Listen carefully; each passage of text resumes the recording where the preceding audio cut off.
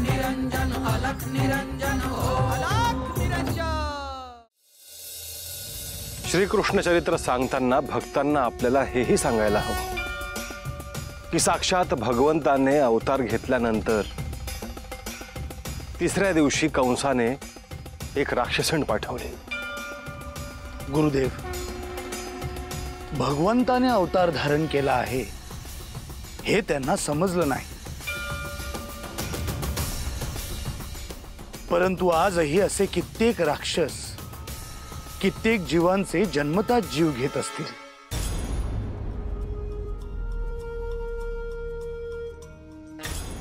होय गोरक्षा, म्हणूनच भक्तांना श्रीकृष्ण चरित्र सांगायचं आहे,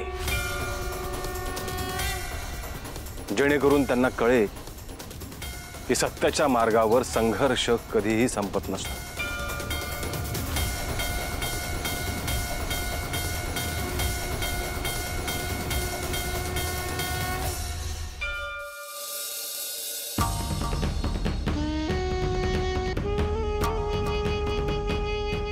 महाराज, आपला संदेश पुतनाला पाठवला आहे। उत्तम, तिचं भव्य स्वागत करा, योग्य ते आदरातिथ्य करा आणि तिला सन्मानाने इथे घेऊन या।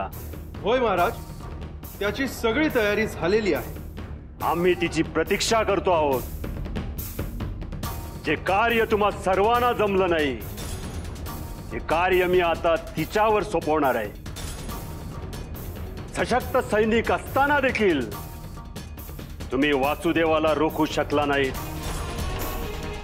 तो मुलाला घेऊन सुखरूपपणे कारागृहातून बाहेर गेला। त्या बाबतीत जो अपराधी आहे त्याला अवश्य शिक्षा होईल, पण आता पुतनाला घेऊन या। तिला गोकुळात पाठवायचं आहे, त्या मुलाला ठार करायचं आहे। पुतनाला गोकुळात पाठवण्याआधी आपले सैनिक पाठवून अधिक माहिती काढा। इथे गेल्यावर पुतनासाठी हे कार्य सुकर व्हायला पाहिजे। होय महाराज।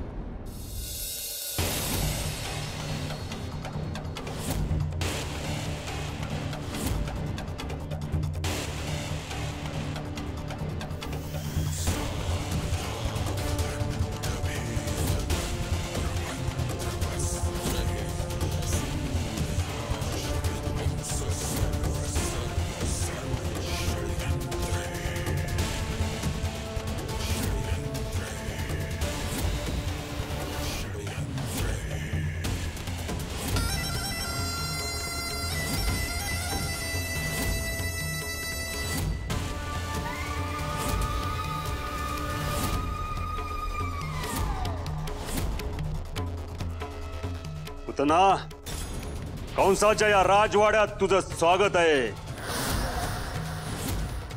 तू मला इथे बोलावलंस ही माझ्यासाठी मोठी गोष्ट आहे। त्यामागे कारणही तसंच आहे।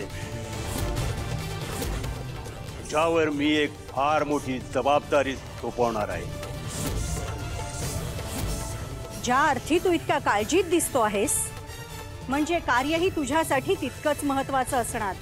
तू केवळ कार्य सांग, तुझी चिंता मी दूर करेन। माझ्या मृत्यूबद्दल झालेली आकाशवाणी तर सर्वश्रुत आहे। माझीच भगिनी देवकी, हिचा 8वा पुत्र माझ्या मृत्यूचं कारण ठरणार आहे। ऐकलंय मी त्याबद्दल। त्या 8व्या पुत्राचा जन्म झालाय। वासुदेवाने त्याला गोकुळात नंदाकडे नेऊन ठेवल्याची वार्ता आहे। मी आपल्या सैनिकांकरवी पुन्हा एकदा खात्री केली आहे महाराज, ही वार्ता सत्य आहे। उत्तम। पुतना, माझा काळ म्हणून जन्माला आलेल्या त्या पुत्राला ठार करायचा आहे। तुझ्याकडे असलेल्या मायावी शक्तीचा वापर करण्याची वेळ आता आली आहे। तुझ्यासाठी मी कितीही मोठ्या संकटाला सामोरी जाईन, हा तर एक चिमुरडा जीव आहे. हे मूल जीवित राहिलं, मोठं झालं, माझ्या अमर पदाला धोका आहे. तू शिताफीने त्याला ठार कर. नाम म्हणून मी तुला 24 गावं बहाल करेन, एक मोठा राजवाडा बांधून देईन. मला यातील काहीही नको कंस. तू जे कार्य करतो आहेस त्यामुळे आपल्या दैत्य कुळाचा उद्धारच होणार आहे. मी करेन हे तुझ्यासाठी. त्या मुलाला अशा मायावी शक्तीने ठार कर, त्याचा मृत्यू कसा झाला हे कोणालाही कळता कामा नये. हे माझ्यासाठी अगदी क्षुल्लक कार्य आहे. सुईने होणाऱ्या कार्यासाठी तलवारीची आवश्यकता नाही कंस. तुला लवकरच शुभ वार्ता कळेल कंस.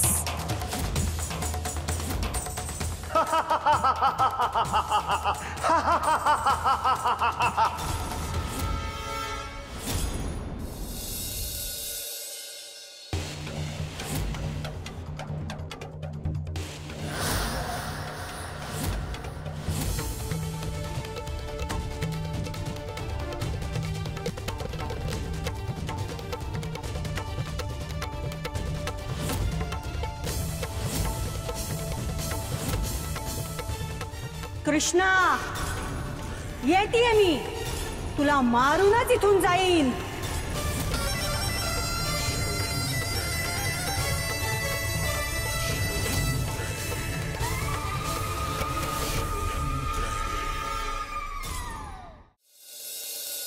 क्षमा असावी महाराज, मी बोलतोय, पण पुतनाला एकट्याने हे कार्य शक्य होईल का?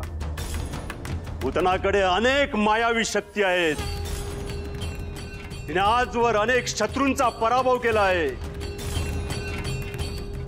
मूल म्हणजे तिच्यासाठी हत्ती समोर ठेवलेल्या मुंगीसारखा आहे. पण महाराज, इतका कठोर पहारा असून सुद्धा ते मूल गोकुळात पोहोचलं.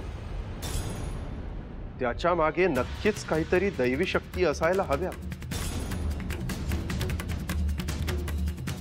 तुम्ही म्हणताय ते नाकारता येणार नाही. एक काम करा, आपले गुप्तहेर गोकुळात पाठवा. काही सैनिकही वेषांतर करून पाठवा. ऐनवेळी आवश्यकता भासली तर पुतळाला सहाय्य मिळायला हवं. जशी आपली आज्ञा महाराज. मी आपल्या सर्वोत्कृष्ट गुप्तहेराला तिकडे पाठवतो. गोकुळात घडणाऱ्या प्रत्येक क्षणाची माहिती मला मिळायला हवी. हर एक क्षण महत्वाचा आहे. आज त्या मुलाचा अंत व्हायलाच हवा.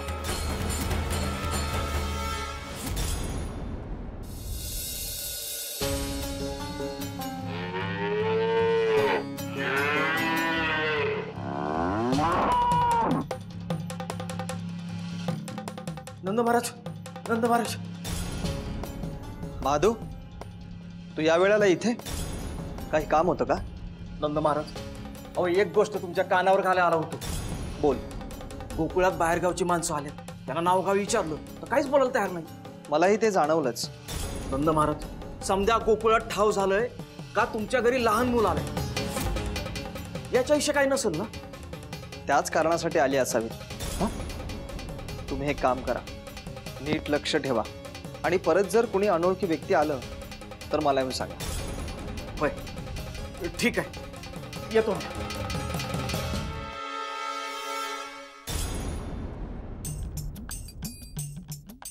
यशोदा कुठे आहे? आत आहे. यशोदा, ए यशोदा.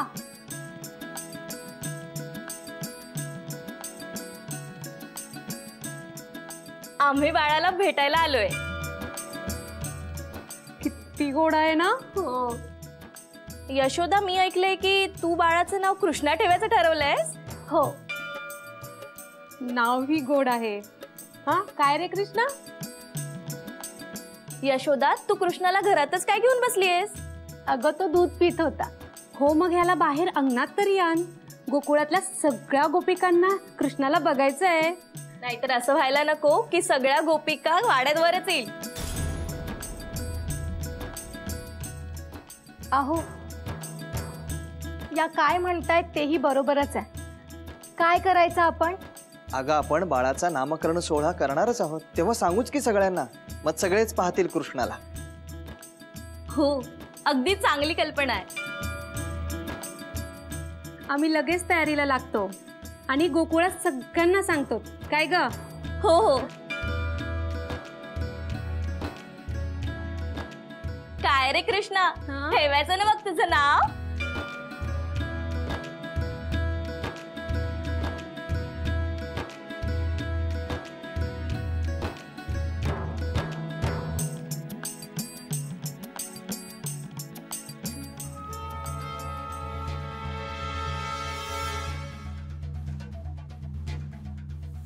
कंसाकडून काही जण इथे आले आहेत. कृष्णावर लक्ष ठेवून आहेत. हे यशोदेला सांगितलं तर ती काळजी करेल. ह्यासाठी मलाच काहीतरी करावं लागेल.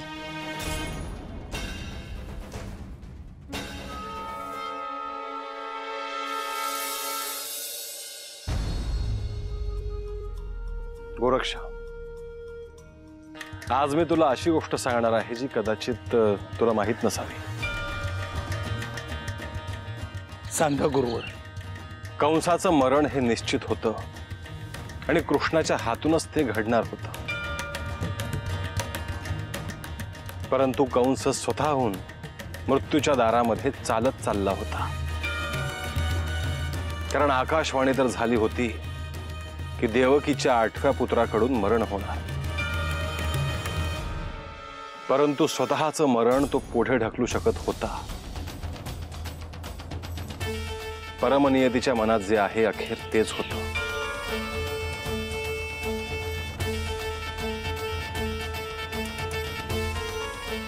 परंतु कंसाला हे समजलं नाही की त्याने जर बाळकृष्णाला गोकुळात सुखात राहू दिलं असतं तर तेच त्याच्यासाठी योग्य ठरलं असतं.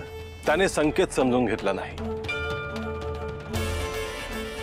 की ज्याला बंद कारागृहात ठेवलं तो आपोआप बाहेर गेला. त्याने थांबायला हवं होतं. देवकी,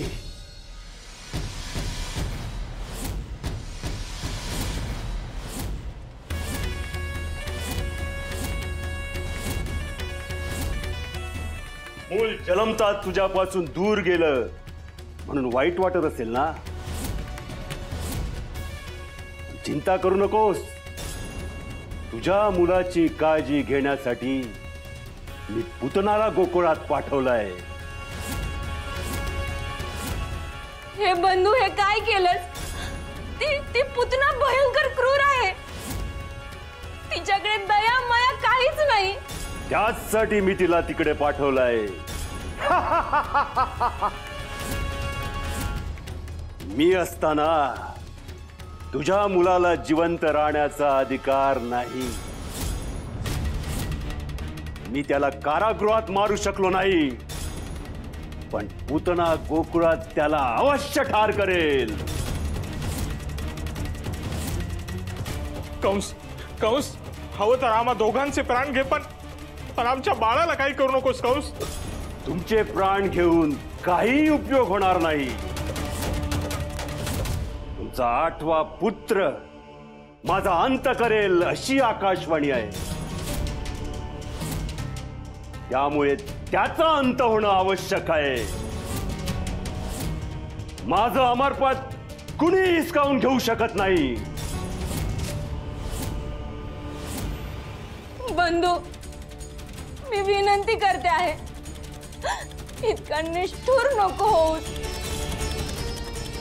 देवकी, ज्या मुलाचा जन्म होताच तू माझ्याकडे सोपवायला हवं होतंस, त्याला वासुदेव बाहेर सोडून आला.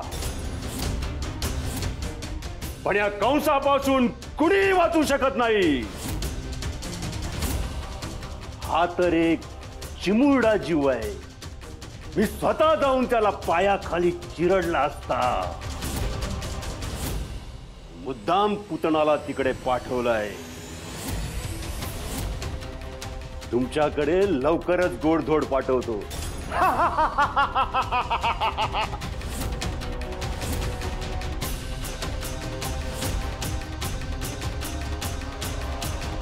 बंधू ऐक माझं एकदा दया कर. बंधू बंधू बंधू. स्वामी ती पुतना मायावी आहे. आपल्या बाळाला इजा करेल. ती गोकुळात पोहोचण्याआधी नंद यशोदाला संदेश पाठवता नाही येणार का स्वामी? नाही. देवकी आपल्या बाळाचा जन्म झाला आणि कारागृहाचे दरवाजे आपोआप उघडले गेले. तो एक चमत्कार होता देवकी. पण पुन्हा असा चमत्कार घडणं अशक्य आहे देवकी. मग आता आपल्या बाळाला कोण वाचवेल? भगवंतावर विश्वास ठेव देवकी. तोच आपला तारणहार आहे. परमेश्वरा वाचव रे.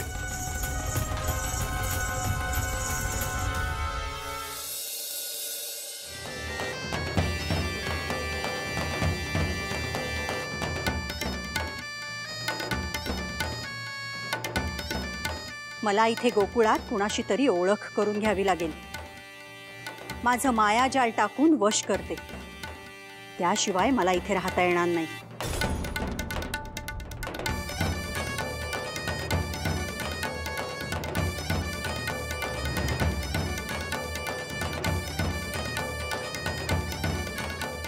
बरं झालं या गोपिका आल्या. यांनाच वश करते.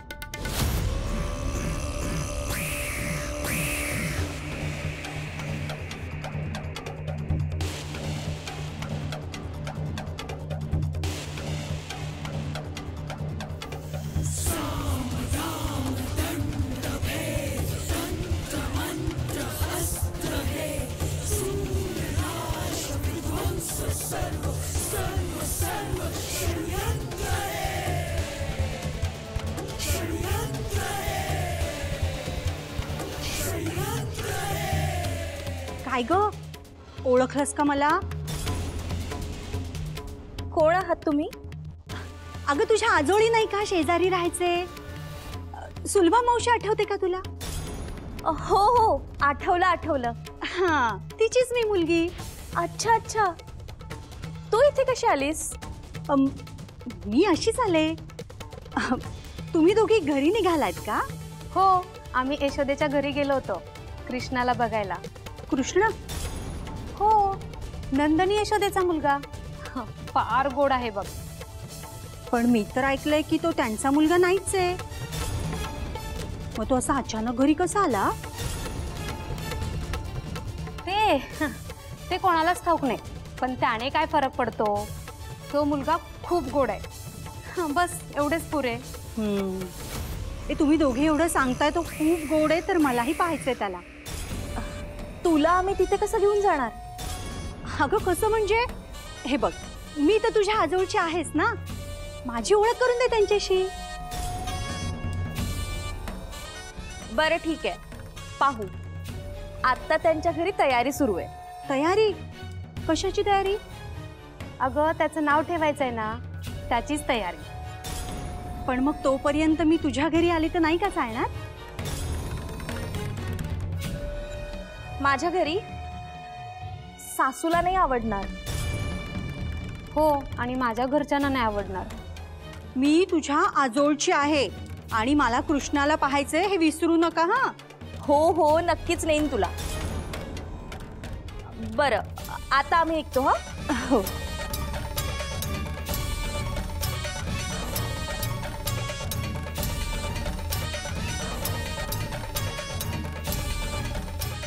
माझं निम्म काम तर झालं. आता लवकरच मी कृष्णाच्या घरी असेल.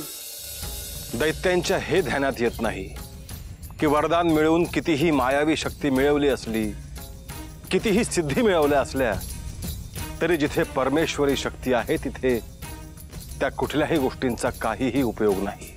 परंतु हे राक्षसांना का समजत नाही हा देखील एक प्रश्नच आहे गुरुदेव. कारण तेच ते पुन्हा पुन्हा सातत्याने घडताना दिसत आहे. गोरक्ष, तुला हे रहस्य ठाऊक आहेच की ही सृष्टी आकार घेते, जन्म घेते आणि नष्ट होते. पुन्हा आकार घेते, पुन्हा जन्म घेते आणि पुन्हा नष्ट होतेच. होय गुरुदेव. पुन्हा सतयुग, पुन्हा कलयुग, पुन्हा सगळं नष्ट होणार, पुन्हा सृष्टी जन्म घेणार. तो भगवंत आदि अनंत आहे.